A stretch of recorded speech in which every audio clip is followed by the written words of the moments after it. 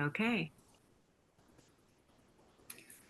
We're recording. We're here this morning with Gloriji, and I'm a student of hers, a fairly recent student of hers, for probably about a year now. I don't know how long. And Gloriji has been someone that I bumped into her teachings repeatedly over the past several years, and I always thought that she was someone that I would like to learn from the get go. There's a quality about her, and now I know after interacting with her that it's her clarity of heart and clarity of teaching, and she's not afraid to share information with her students when she sees something that needs attention. Like she will um, in Buddhism, there's um, a bodhisattva that's called Manjushri, and he holds the sword of truth. And Gloriji has that quality about her, where she will use the sword of truth to help her students get to the bottom of issues that might be holding them back from true heart wisdom and opening. So I should tell you who I am. My name is Jennifer Fisher Jones, and I'm very happy to be here with Gloriji and hear what she has to say and have her answer some questions today.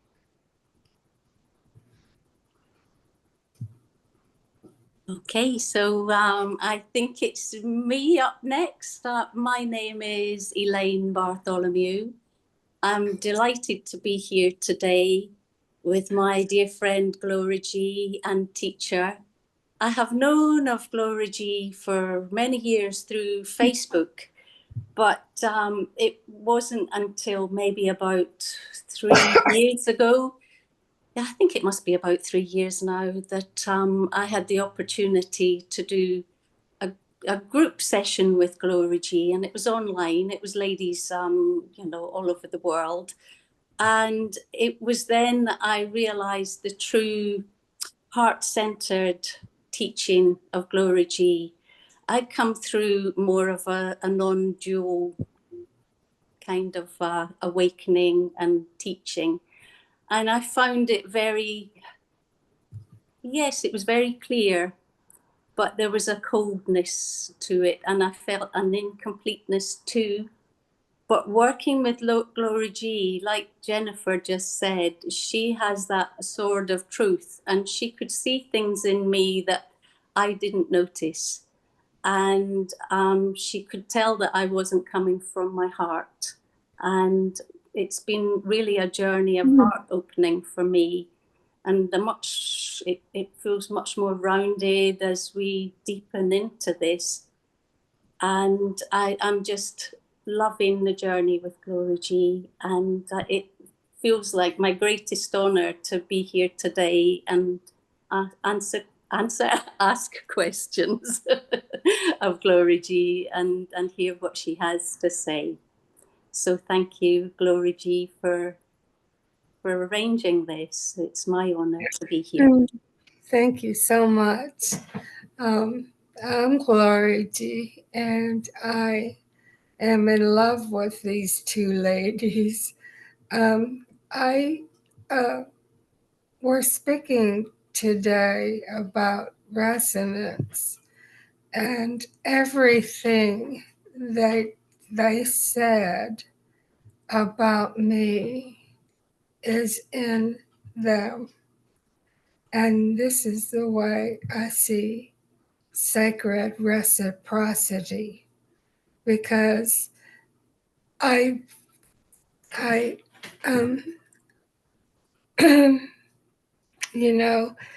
it's like a bird in flight.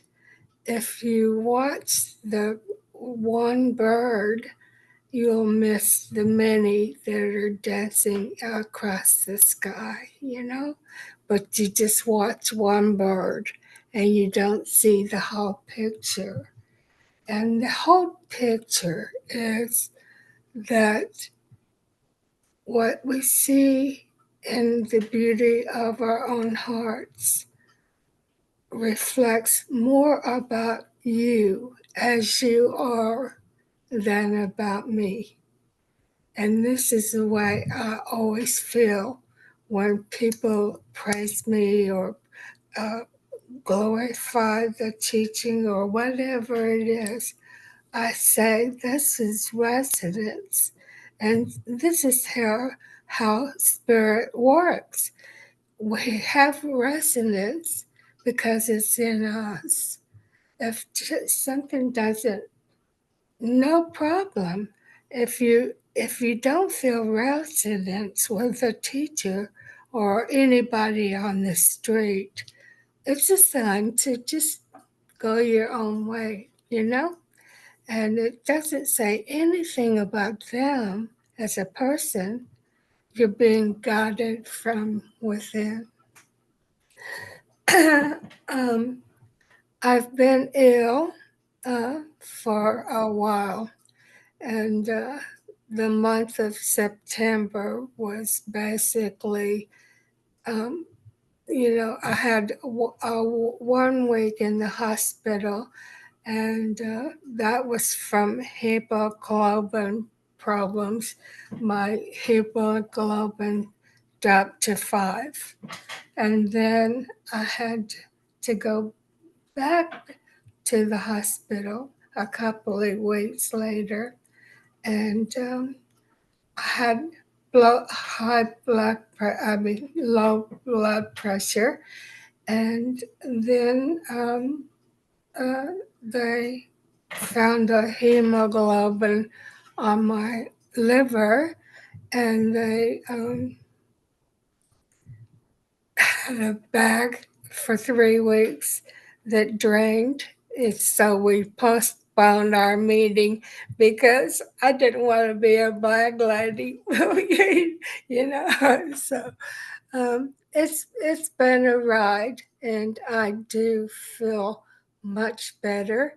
When I finish this, I'm going to lunch with my beautiful sister Benita and my longtime friend Darlene, and we're going to just enjoy lunch. And um, so what brings us together, and it was my idea to bring Elaine and uh, Jennifer, uh, to invite them to interview me, because I've always wanted to be interviewed by students.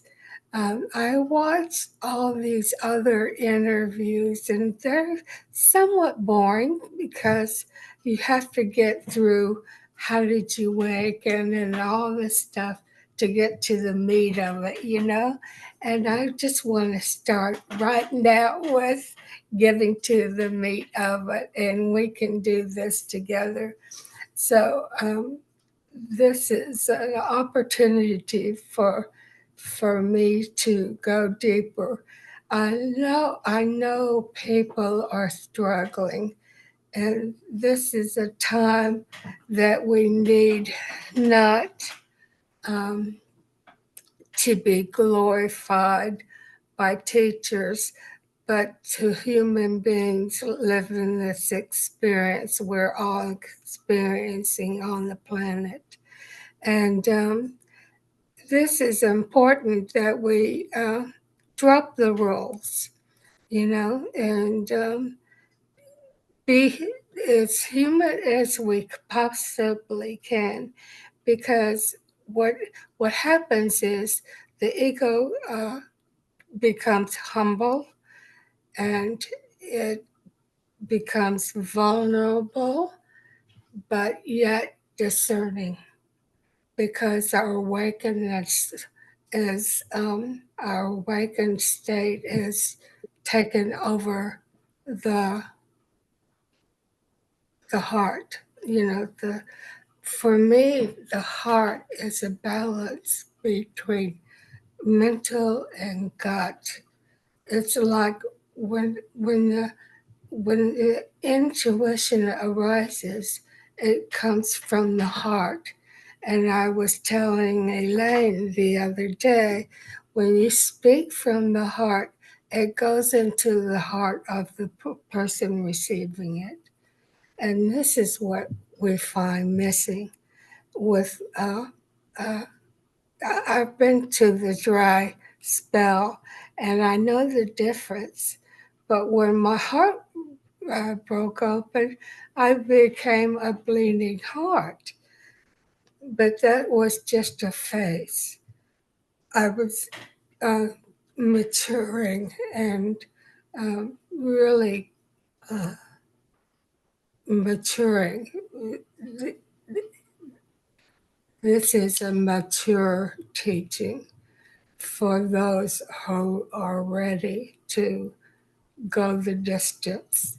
And I'm, I told Jennifer and Elaine that I love them because they're open to new things. And, you know, that openness is awakening. Your heart is open because your intuition is arising for you and you're meeting with mental clarity. So, yeah, uh, we can uh, we can answer questions now if you have anything to say, or Yes. you want to, go on to something else. Yes, I have a question, Gloriji. Yeah. You're talking about, you know, speaking from the heart and the heart intuition.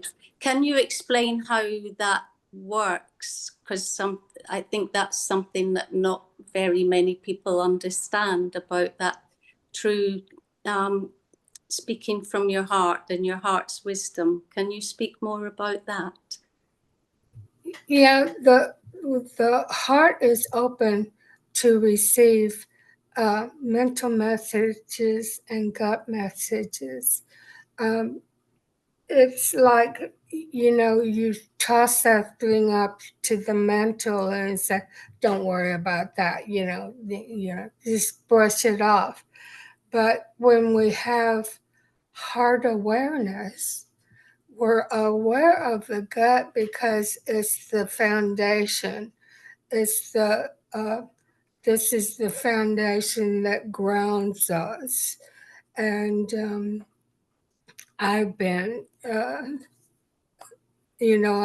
worked with so many women that have been raped, and molested, and I know that feeling. I've been there, and so when you have uh, it seems like a deeper well is dug for those who have not so comfortable lives.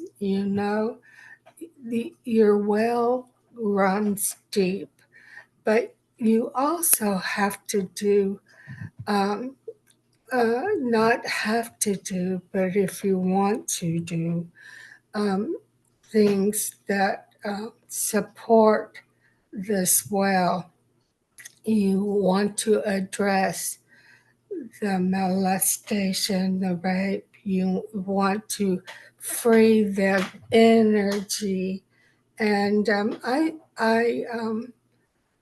I started doing these Japanese movements because they come out of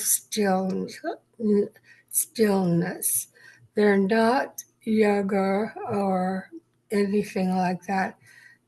I'm learning to do the horse stance and the squat stance and the sumo squat dance and this little thing called the butterfly. And you just put your feet together and put your hands together. And um, when your feet are together, it's a circular energy, right? And everything's going to come up that wants to be freed. And in this exercise, you gently let your feet together, hands together. You're sitting on a couch, or I have a massage table I do it on, and you can flap the wings of the legs and just gently do it. And this is freeing the energy that still holds the memory of the rape and the, you know, and it's really beautiful. Um, the ancient Chinese and Japanese, they understood that emotions are locked in the body, and it's important to my sense of healing comes from emotional healing. This is what I'm uh, um, my gift. You know, I can see things. I can hear conversations below the conversations that are happening, and I do it all the time because I can hear the cry, and I respond to the cry, not the verbal language. You know, I was in a group with New Thought. I didn't know New Thought from Old Thought when I joined, but I didn't. You know, I knew they were spiritual, but I very soon found out that we were on a different plane. But I still went because it was beautiful and I loved it, and I loved the pastor with all my heart, you know. And so what happened was I could hear that cry with people that were pretending to be joyful, and I could hear the cry, and I would try to work with them to release the cry, but we are ready when we're ready, and you can't force it. And uh, this is what shamanism did for me. It brought forth my compassionate heart to the cry of the world. And that's what I respond to. So, does it answer your question? Yes, thank you, Gloriji. Thank you.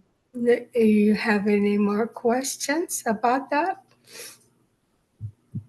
Just yes, on a day-to-day basis, if people aren't, or if they're not aware that they're in trauma, how would you suggest they listen to the heart's wisdom? Well, some people need one-on-one time, not just in a group session. And this is most effective because we can get real with each other and there's nobody else around. And I can share my story about what I've done. I say it's my testimony because that's all I ever do is share from my lived experience, which has been fast at this point. I'm 70 years old now, and it's been a long journey. But I think people, uh,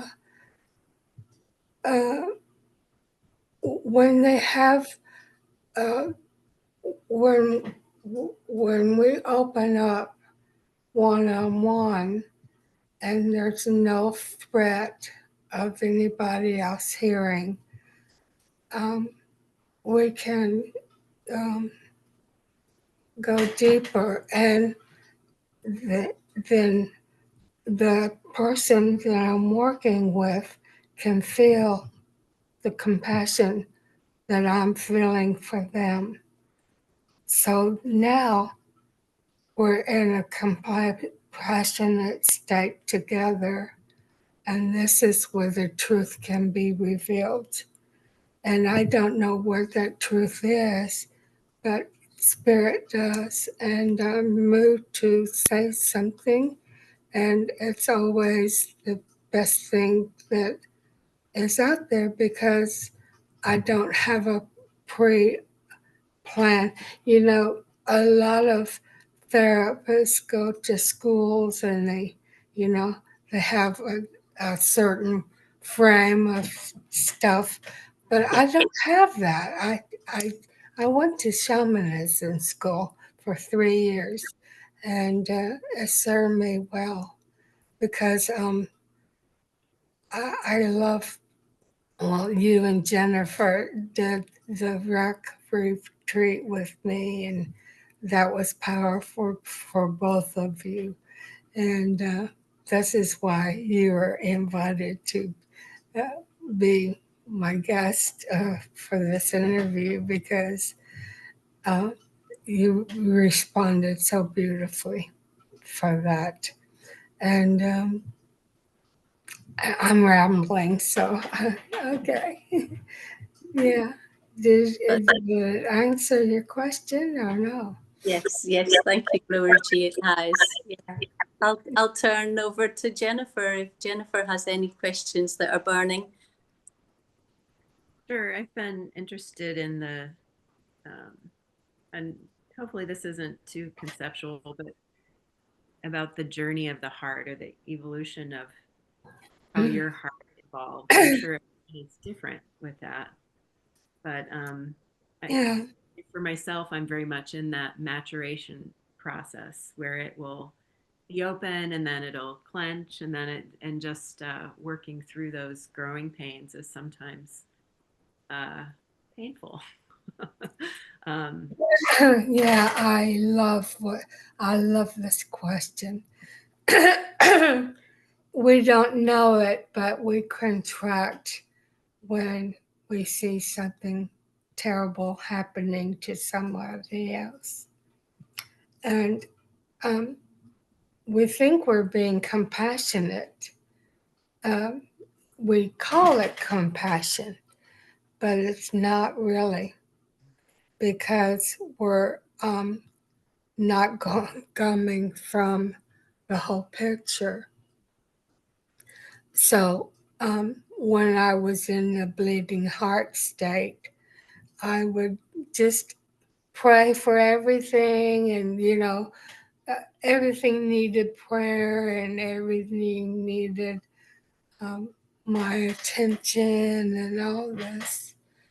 And I think I've talked about this a lot. I used to watch uh, um, true crime.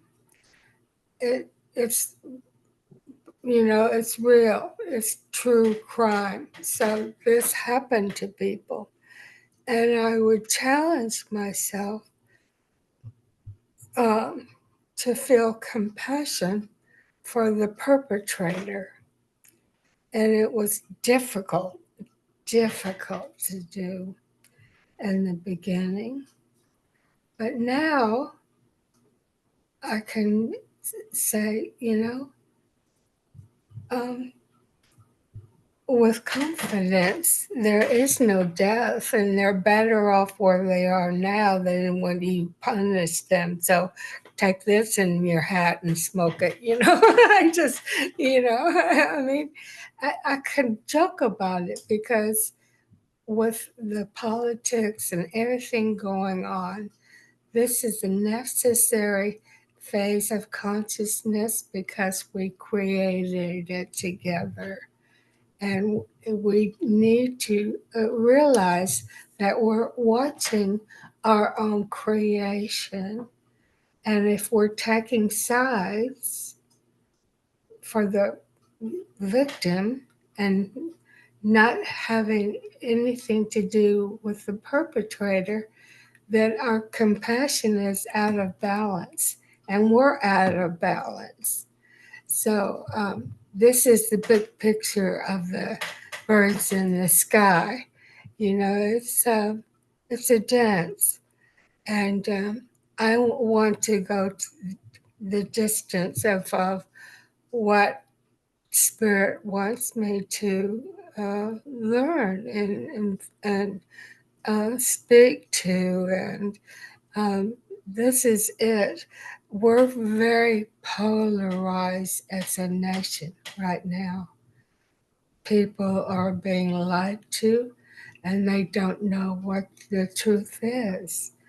And um, this is where your discernment comes in. When you know, when you have a situation where my brother died and my mother died the following uh, day, um, I I had a world that they were in, and then they were gone.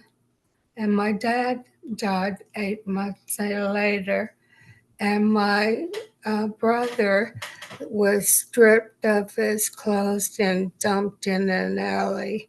This is the way he went. And these people stripped his body so they couldn't identify him, and he was laid in a morgue for a month. They didn't know who he was, and it was tragic. It was it shocked me, you know, and all of it. My mom and my dad and my brother, they were just gone within 8 months, and this uh, awakening grew me up. Out of the midst of this, I had the awakening, and Kundalini set in, and I was moving all the time. I couldn't sit still, and all this. So all of it, there's no one way to come to this maturity unless you're able to listen deeply to another and feel the compassion that that somebody's been where you've been, and you can feel that. And what are you feeling now, Jennifer? Uh, a couple of things are coming to mind about recent interactions I've had with other people, and one was with my brother, who Yeah. who's in a situation where he's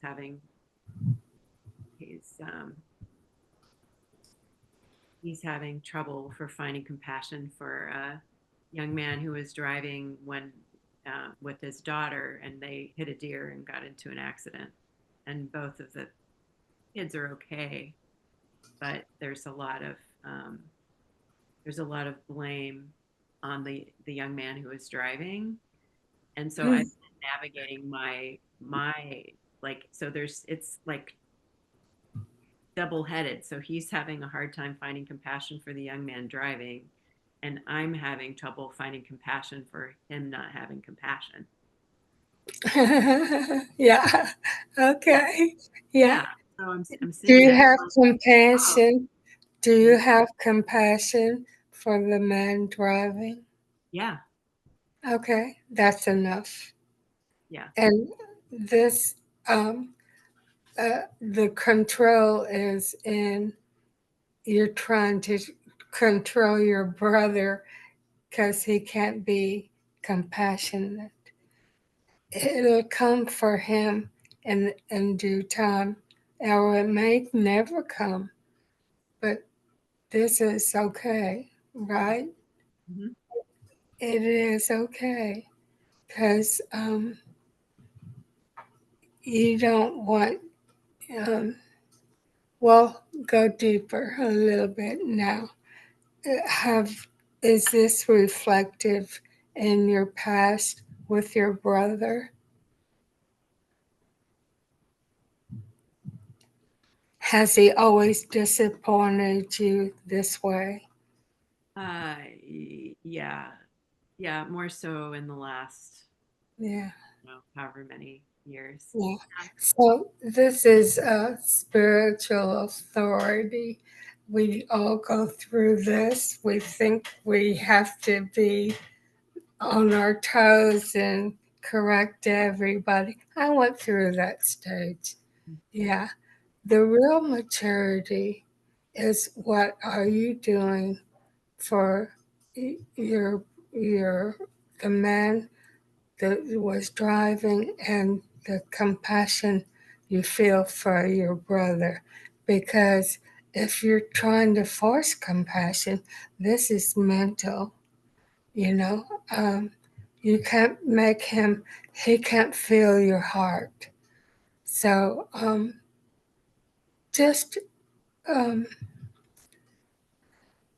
I, am I listening to you or are we making sense? We're making sense. Like Yeah. just talking about it with you, I can feel my heart softening for my brother instead of being frustrated with him That's not being able to see. So that just that eased a little bit. And I think yeah. regardless of what I say to him or if I even talk to him about it at all, Yeah. Mhm. then that's going to support him. And Oh, not light, it brings lovely. it Yeah. brings the light back on where I'm not having compassion.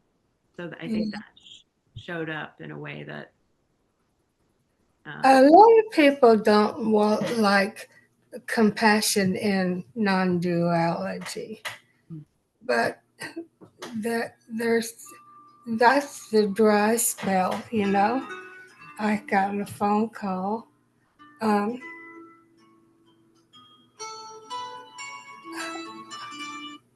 Um, I'm in an interview. I'll call you back. Thank you. Are Okay. you ready? No, Bonnie, I'm just in an interview and I will call you back. Okay? Bye. I'm sorry.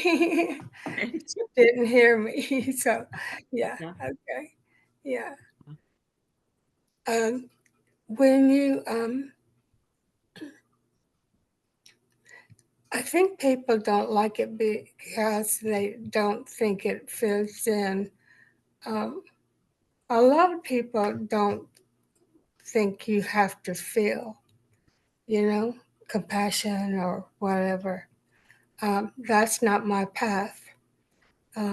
I um, I was telling you and Elaine that consciousness wants to explore itself as consciousness in me, and so when my heart is closed, it's an opportunity to ask why, you know. Um, when I hear why, am I able to discern or am I confused, you know? And I spend a lot of time in confusion because I'm not clear on where I'm coming from. And this is an opportunity to get clear. And I would suggest it for you. Be aware of your words you speak. Our words are powerful, and we are um, we are painting our world by our words. Your your brush is your words, and be um, take it inside and know that you're creating me and Elaine this moment, with your words and how you speak to others and how you speak to yourself, and on it goes. And then you're aware of your words, and your words become so much more powerful now because they have awareness to them.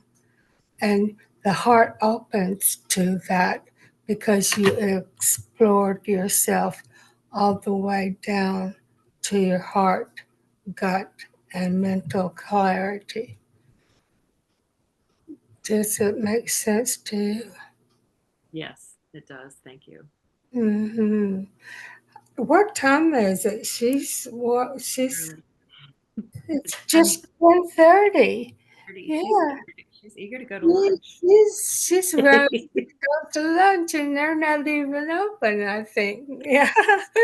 um, Sorry about that phone call, but yeah. So, yeah,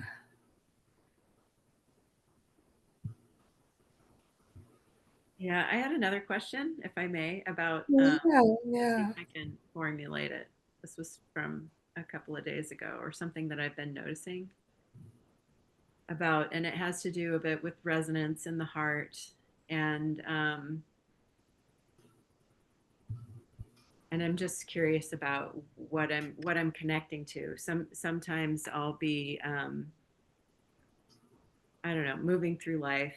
Usually, if I'm out in nature, and I may have a question or be working through something, and then suddenly or not so suddenly, it's usually suddenly, I'll have like this really beautiful sense of clarity, and my heart is open, and it sometimes this energetic signature will feel like or someone or an animal or a person that I've known.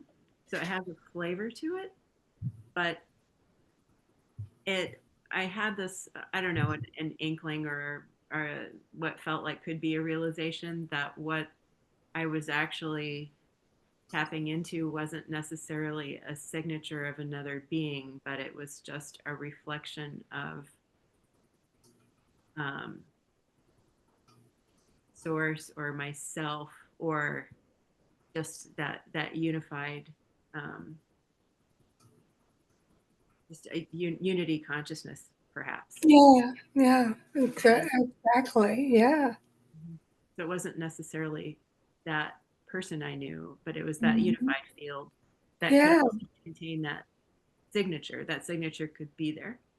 Does that yeah. make sense? Yes, I get it. Um, Nisargadatta famously said that when I look in the outside, I am everything, and I look in the inside, and I am nothing, and my life flows between the two. This is powerful. You're experiencing that, knowing that you're painting this world into being. Sit with that and really take it to heart, because it's all in you. Your anger towards your brother is in you. And he's a gift for you, because it's like Rumi's the gift, he's clearing you out to see things through a different lens. And this is real maturity, when you start seeing the world as not not an enemy, but or something to do away with, but embrace the beauty of this dance of spirit showing up as everything and nothing. And when you have this ability to feel unity consciousness, um, the the unity consciousness will take you. It's a springboard for something greater, and just stay open. And you're beautifully open, and so is Elaine. And it's it's a rare thing, you know, rare thing because no, we find ways to manage non-duality to not include duality, and it does. And that nature is uh, powerful. It's it shows you who you are. Yeah. You spoke yesterday, I remember, Gloriji, about the all-inclusiveness of the heart. That Mm-hmm. I think we were talking about something, and I was making a decision, and it was like, no, I can't do that and that. But I had to choose between the two things in my mind. But when you spoke with me, you said, how can it not be one, this and this? You know, the mind wants to break things up and choose and separate. But I'm finding now that the heart is all inclusive, and there is a way to include it all within the heart that the mind doesn't understand. We all have, all have, you know, all the politicians in us. they're they're getting their juice. I watch on Facebook people belittling, um, you know, this politician against this politician. And I thought, well, you just lower your vibration to match them, you know? And when you're all inclusive, everybody's welcome in their role as they are, because there's a much bigger picture going on here than we can ever imagine. We can't imagine it, but it comes from knowing it. When it's known in your heart that we're all playing our role, and every role is important. This is why near death people that died and came back said, I saw Hitler and he was loved, you know. It's the same thing. It's, you know, the Sufis have, I went the Sufi route. I love the polishing of the mirror of your heart, you know. I love that. And when I was reading a spiritual master saying that a Sufi sheikh was being arrested because they said that he had done some crime. And his students ran up to him and said, you didn't do this crime. Why are you letting them take you? And he said, what am I not? You know? You know? Wow. You know? Wow. That's a teaching. That's a It is. teaching. And it was a misidentification, and he got freed. But, you know, it was just wow. So we're all of it. This is it, isn't it? Yeah. And Yeah. you can't break it up and You can't cut break it it up up. and put that bit aside and keep this bit. Yeah. It's all, let your violin play in tune, and raise your frequency, and don't when a discernment person speaks of a politician, there's a certain elegance that comes through it, and it's not um, it's not um, they don't stoop to lower themselves, but they rise up to meet the moment as it is. And I want to be rising up to meet this moment as it is. Yeah. yeah, it's like a non-violence there. There's not a violence, and yeah, Right. that's So how it feels. this Yeah, is why it's important to uh, follow your words and really check in to the way you talk to yourself and each other, because it's reflective on um, what's not healed in you. And the healing comes through the awareness of it. This is why it's imperative that we have a safe space to open up and be ourselves. There's nobody on the planet like you and Jennifer and me. Nobody is, and we try to be like other teachers or other beings, and it never works out because you are who you are. And this is self love.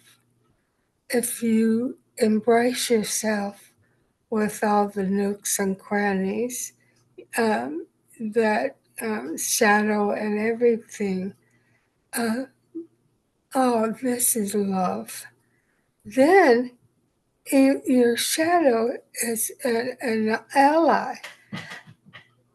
There's a governor that's using shadow quite regularly, mirroring the president's words and doing all this stuff.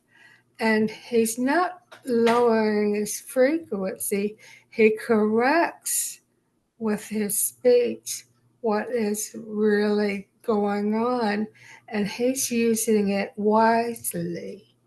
yeah, This is this is wisdom, and he's truthful with his community and everything. This is I love seeing this because um, you know are the Jews that had the Germans that hid the Jews. They lied to protect a life. Is that wrong? No, it's not wrong. But you use your shadow when it serves the greater potential of life. Yeah. yeah. Hmm. Yeah.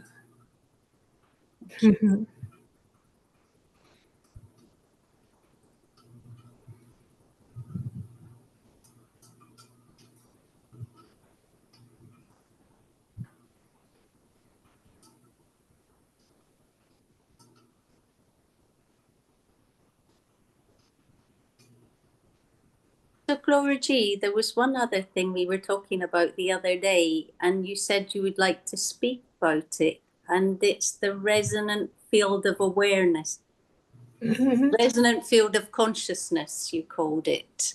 Yeah. Yeah. Yes.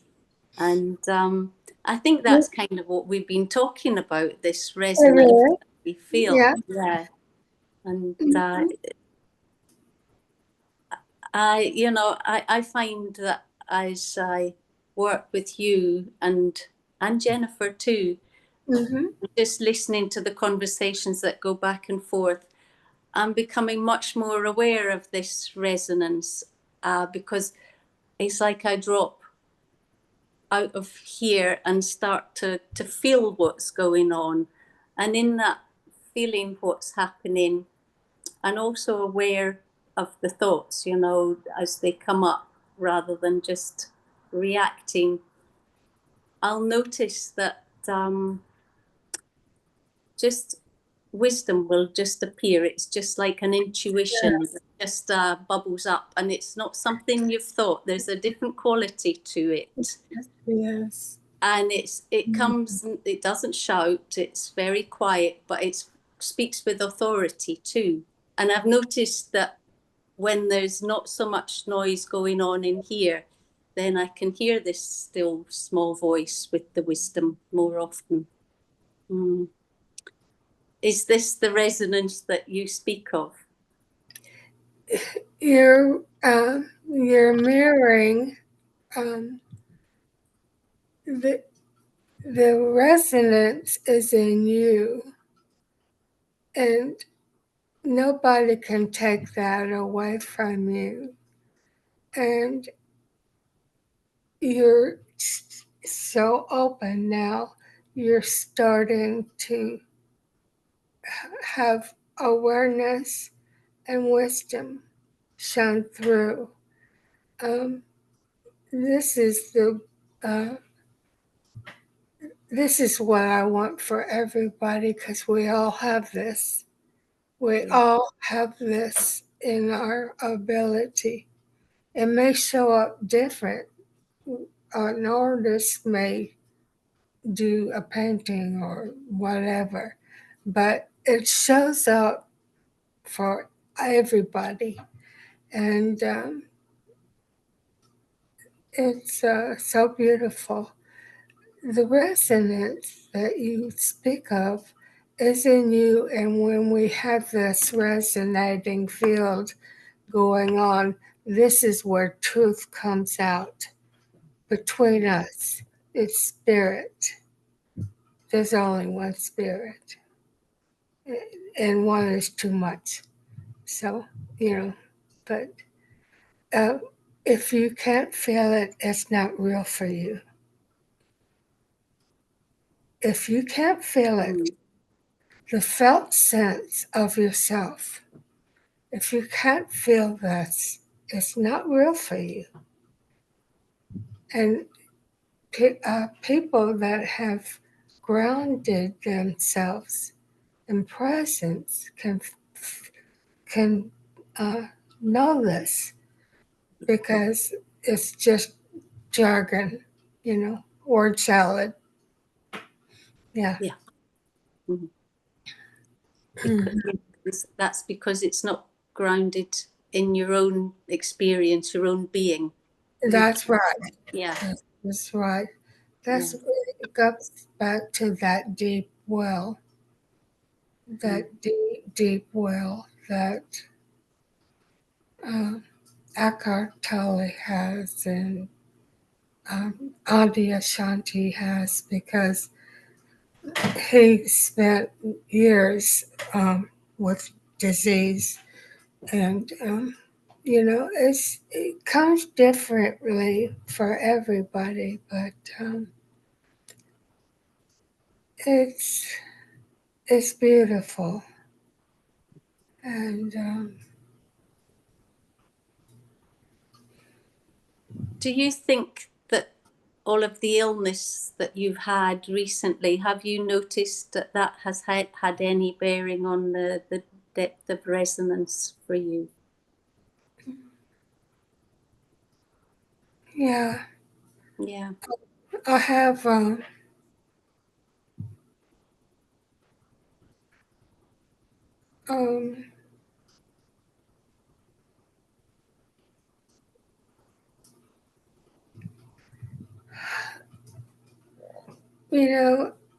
it's hard to put into words, but it was both humbling and spirit filled. It